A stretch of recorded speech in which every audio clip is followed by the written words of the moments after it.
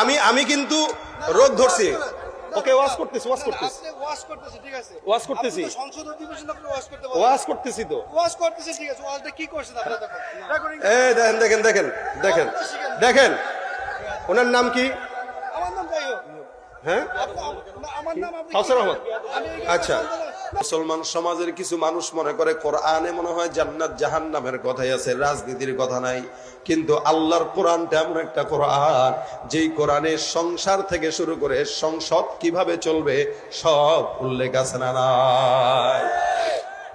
সব কিছু টোটাল জীবন ব্যবস্থা, এটা টোটাল জীবন ব্যবস্থা এটা। এই কারণেই তো আল্লাহ পাক নবী করিম সাল্লাল্লাহু আলাইহি সাল্লামকে জানিয়ে দিয়েছেন, আল ইয়াউমা আকমালতু লাকুম দীনাকুম ওয়া আতমামতু আলাইকুম নি'মাতি ওয়া রাদিতু লাকুমুল ইসলাম দীনা। সব পূর্ণ করে দিয়েছি আমি দিনকে। দিনের ভিতরে এমন কোনো কিছু নাই যেটা নাই, সবকিছু এটার ভিতরে আছে। অর্থাৎ এটা কেউ ঘরে রাখবে তো ঘর শান্তি, কেউ সংসদে রাখবে তো সংসদ শান্তি। সংসদে তো এটা চলে না। যারা এই কথা বলে তারা মুসলমানের বাচ্চা হতে পারে না। এদের দিমাগ নষ্ট, এদের সমাজ নষ্ট, এদের রাজনীতি নষ্ট, যার কারণে বাংলাদেশে যত রাজনীতি চলে সব রাজনীতি নোংরা রাজনীতি। এজন্য ভাইরা আমার, কোরআন সব কোরআনে আছে, ঠিক আছে, সব কোরআনে আছে। ওয়াজ করেন, ওয়াজই চলতেছে, ওয়াজই চলতেছে, সাংঘর্ষিক কোনো ওয়াজ করার দরকার কোনো সাংঘর্ষিক না। আপনি ওয়াজ করেন, আপনি শুনেন, আঘাত করেন, রাজনৈতিক বক্তব্য শুনেন না, শুনেন না, শুনেন শুনেন আমি শুনতেছি তো, শুনেন। রেকর্ডিং আমি আচ্ছা আপনার এ দেখেন, ওয়াজ করেন।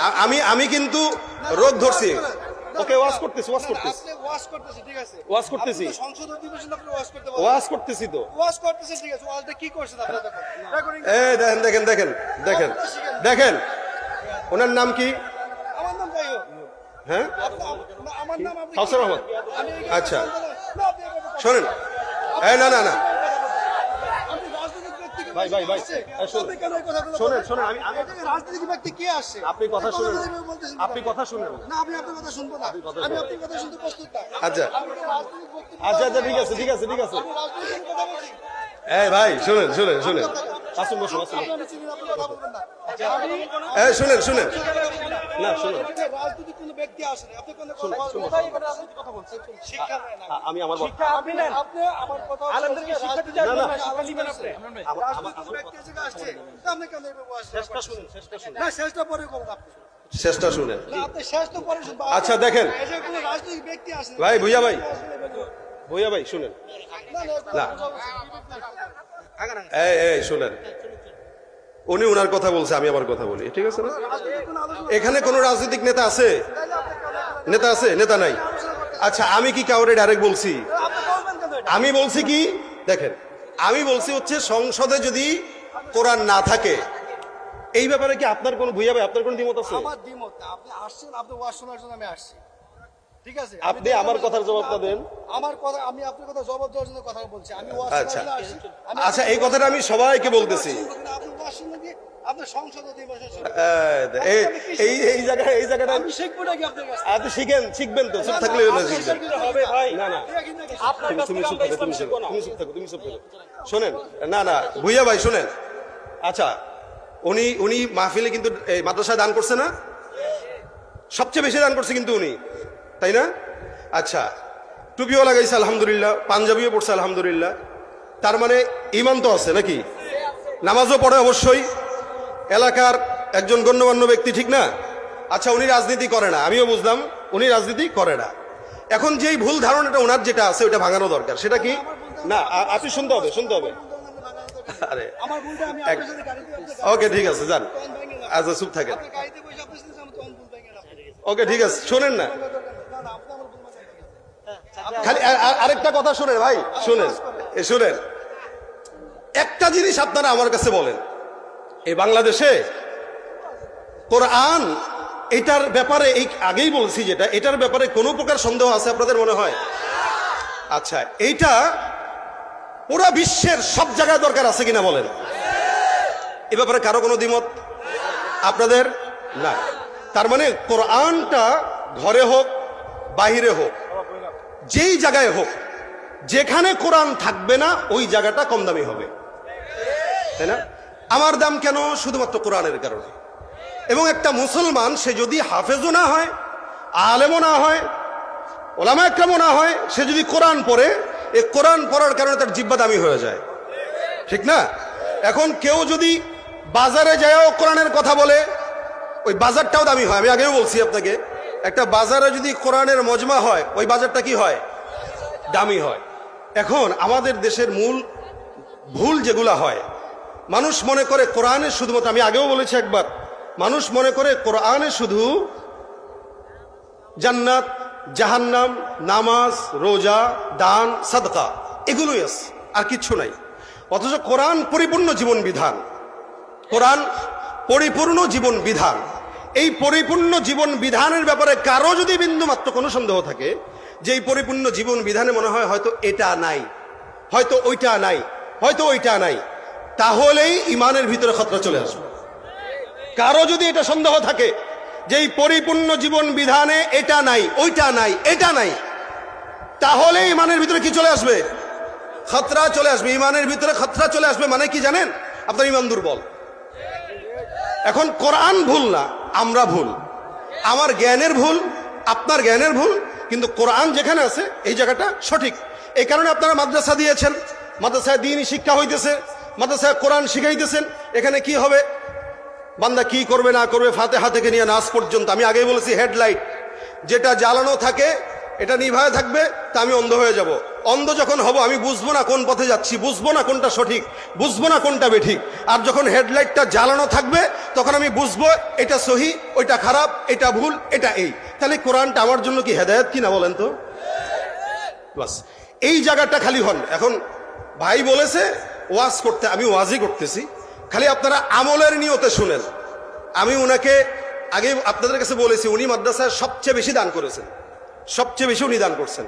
তারপরে মহব্বত আপনাদের চেয়ে উনার বেশি আছে, একটু বেশি আছে। আপনারা হয়তো আপনাদের সামর্থ্য আছে 10 টাকা দান করছেন, ওনার সামর্থ্য আছে উনি 1 লাখ টাকার বেশি দান করছে। কিন্তু 1 লাখ টাকার বেশি দান করানোওয়ালা লোক যদি হুট করে একটু রেগে যায় তাহলে মানায় না, এটা মানায় না, এটা। আলহামদুলিল্লাহ আপনি বসছেন, শুকরিয়া। আমার কথা হচ্ছে আপনি হেদায়েতের বাণী দেন না, আমি আসছি, আমি কেমনে হেদায়েত হবো? আচ্ছা এখন দেখেন, এই সেদিনও এক মাহফিলে গেছি, দেখেন রাজনীতি শিক্ষাই না ভাই। আচ্ছা সেদিন এক মাহফিলে গেছি, বুঝছেন?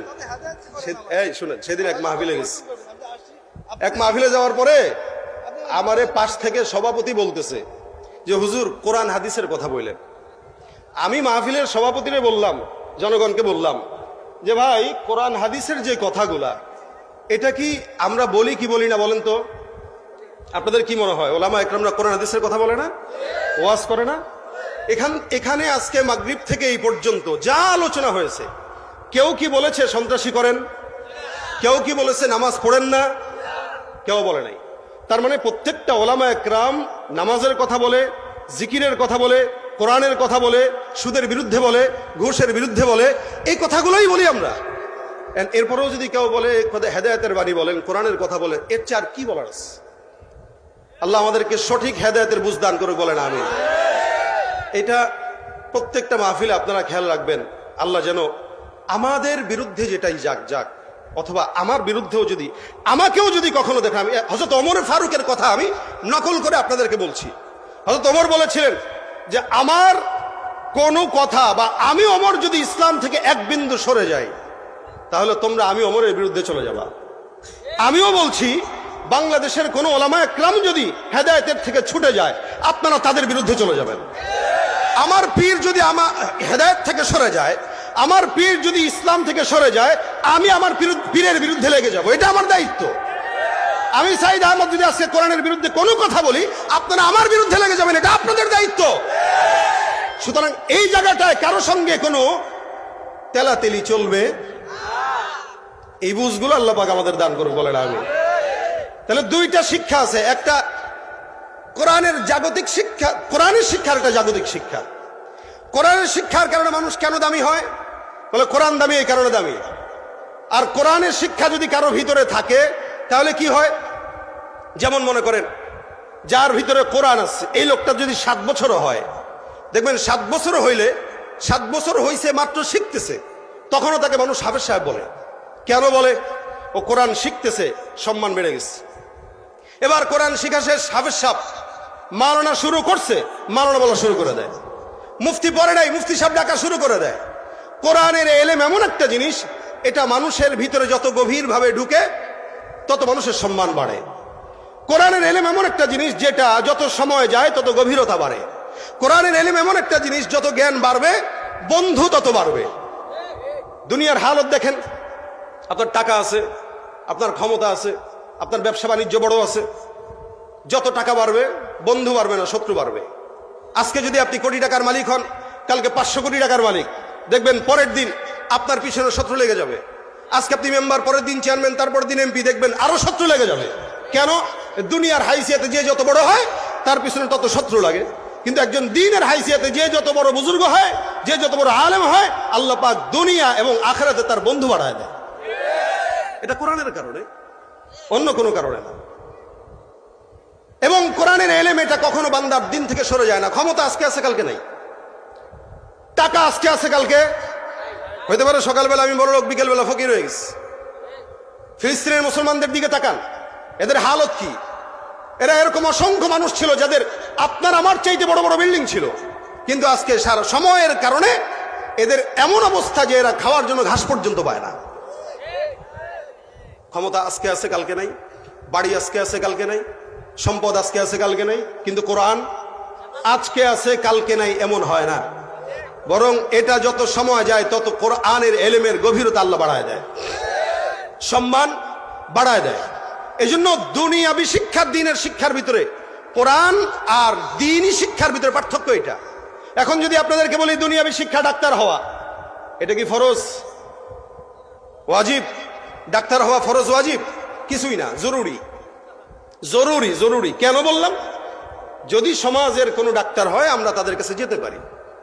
মেয়েদেরকে ডাক্তার বানান, আমাদের বিবিরা আপনাদের মেয়েদের কাছে ডাক্তার হিসেবে যেতে পারবে, এটা জরুরি বিষয়। কিন্তু দ্বীনের এলেম শিক্ষা করা জরুরি কোনো বিষয় নয়, বরং এটা ফরজ বিষয়। কি বলেন তো? এটা ফরজ বিষয়। দ্বীনি শিক্ষা এটা ফরজ। যেমন আমার জামা পরা এটা জরুরি বিষয়, কেউ চাইলে জামাও পড়তে পারে, কেউ চাইলে গেঞ্জিও পড়তে পারে, কিন্তু না পড়লেও চলে। লেকিন কেউ যদি লুঙ্গি অথবা পায়জামা না পড়ে, মানুষ কি বলবে? পাগল বলবে। সুতরাং ফরজটা আগে, জরুরতটা পরে। কোরআনের শিক্ষা জরুরি নয়, ফরজ। দুনিয়াবি শিক্ষা ফরজ নয়, জরুরি।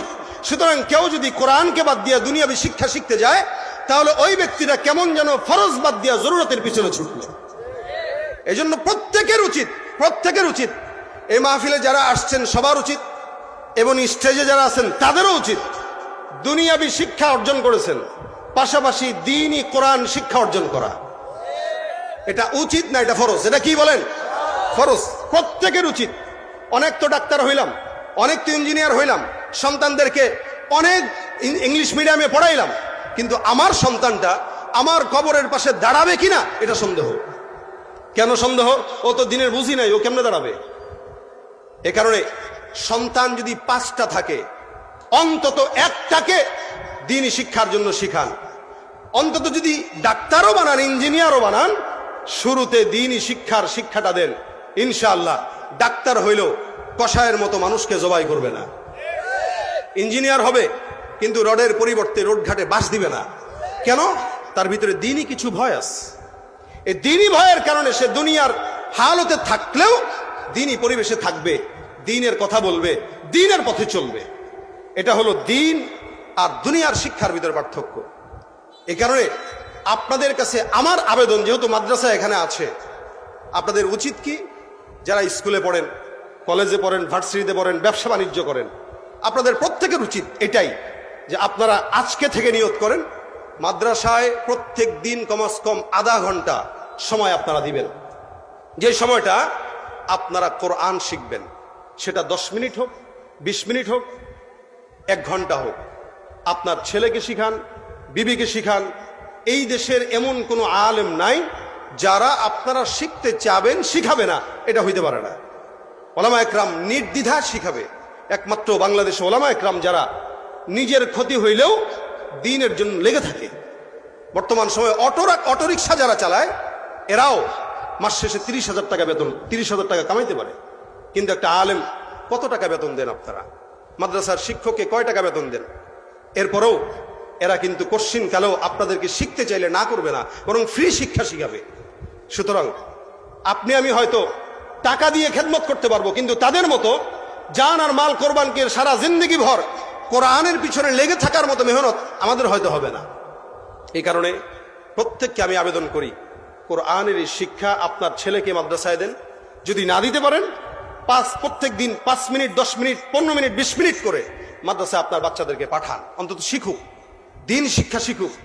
এখানে আপনার স্কুলের ছেলের পড়ে, তাকে শিখায় দেন। যারা ব্যবসা বাণিজ্য করতেছেন, সারা জিন্দগি শিখতে পারেন নাই, কিয়ামতের ময়দানে আল্লাহ পাক রব্বুল আলামিনের হাবিব বলেন, কেউ যদি কোরআন শিখেও সে যদি জবান এলোমেলো করে পড়ে, অর্থাৎ পড়তে পারে না, ভুল ভুল পড়ে, এই ভুল পড়লেও প্রত্যেকটা অক্ষরের বিনিময়ে আল্লাহ পাক তাকে 10টা করে নেকি দান করবেন।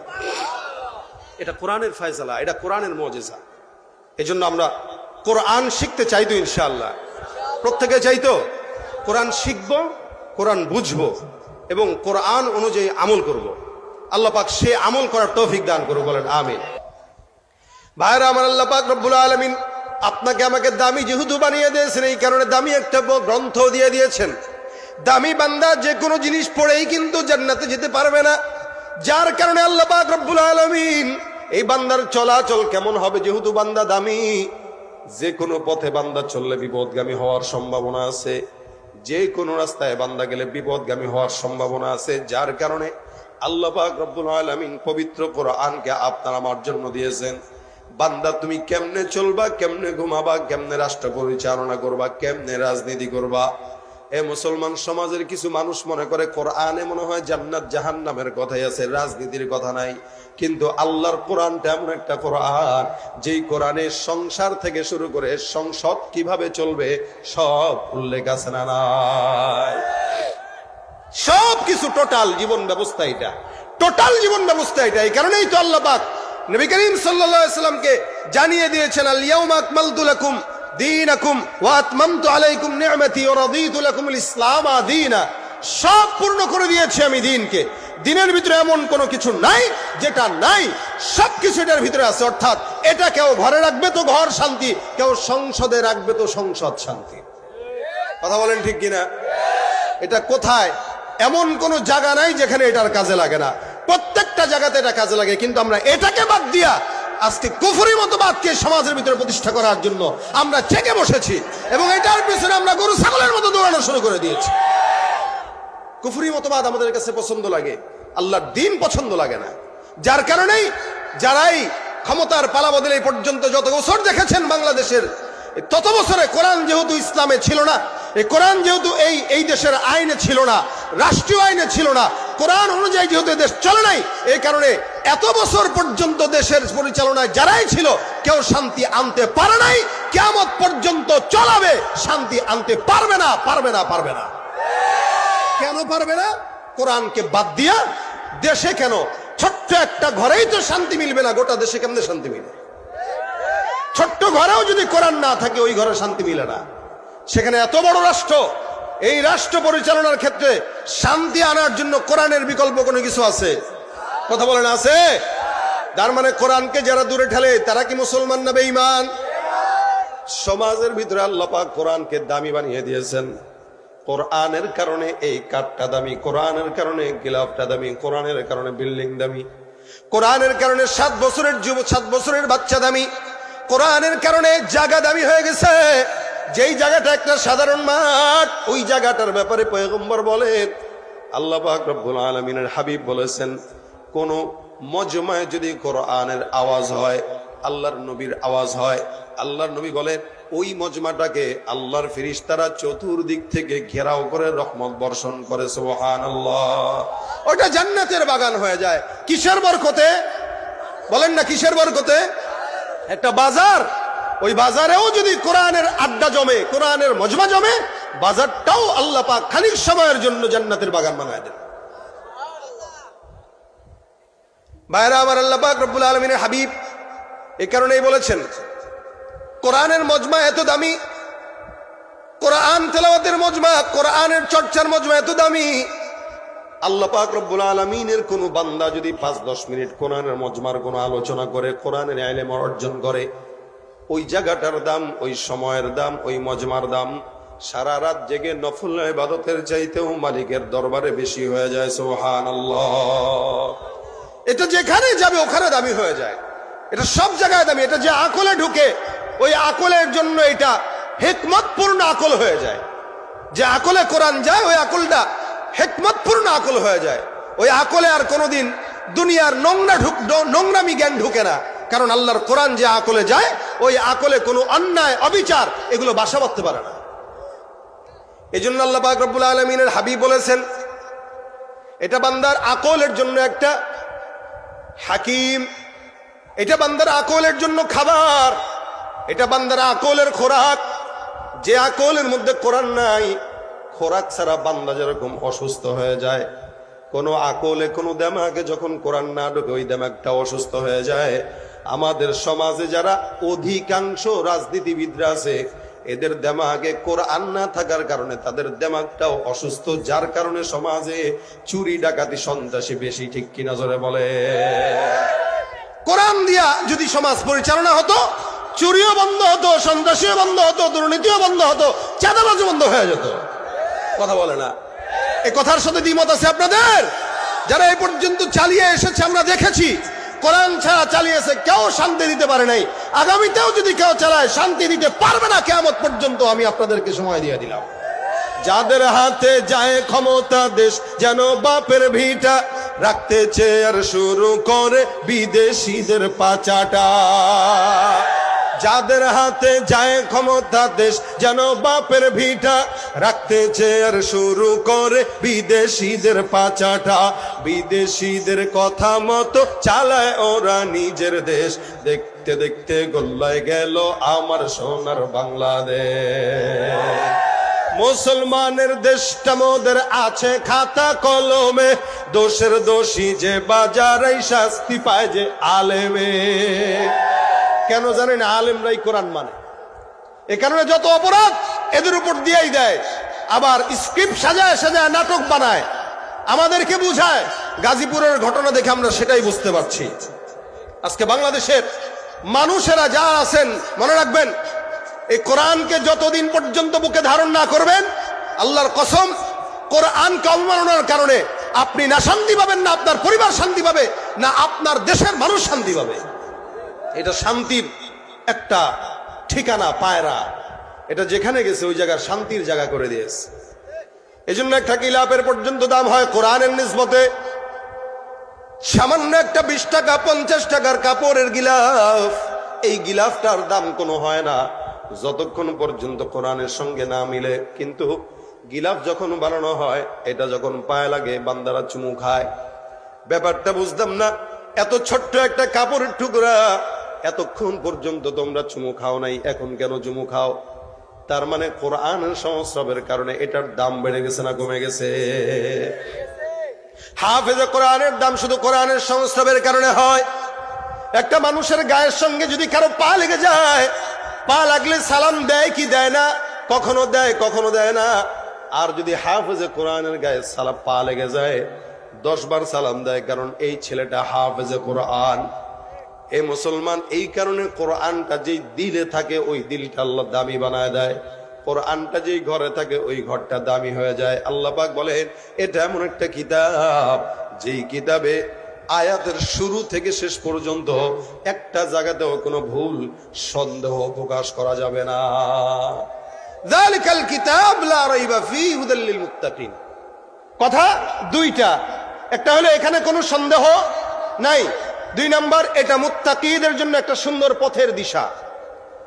আপনি কোন পথে চলবেন?